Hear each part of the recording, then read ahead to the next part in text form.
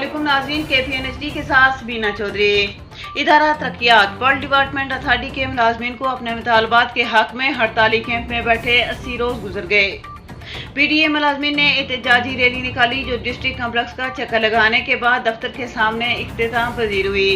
इस मौका पर खिताब करते हुए मुकर्ररीन ने कहा कि आज वो सारी अफवाहें दम तोड़ चुकी हैं कि ये एहतजाज किसी की ज़ात के खिलाफ है।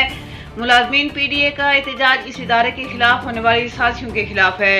इदारे के मुलाजमीन गुज़श्ता 80 रोज से इस्तेकामत के साथ अपने मुतालबात और इस इदारे के इस्तेकाम की खातर बिला तनख्वाह पुरअमन एहतजाज पर हैं। इस हड़ताल को ख़त्म करने और ख़राब करने का मंसूबा नाकाम हो चुका है और अब कोई साजिश नहीं होने देंगे। मुकर्ररीन ने कहा कि मुलाजमीन तनख्वाह न मिलने के बायस फाकों पर मजबूर हैं और हुक्मरान तबका करोड़ों की गाड़ियाँ खरीद रहे हैं।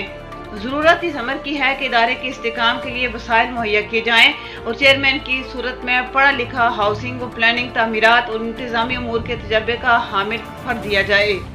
मुलाजमीन के नुमाइंदों ने कहा कि 80 दिन की तवील हड़ताल एक रिकॉर्ड है जो हुकूमत के मुंह पर एक तमाचा भी है।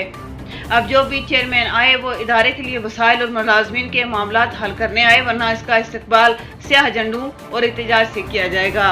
मज़ीद न्यूज़ अपडेट्स के लिए देखते रहिए KPNHD।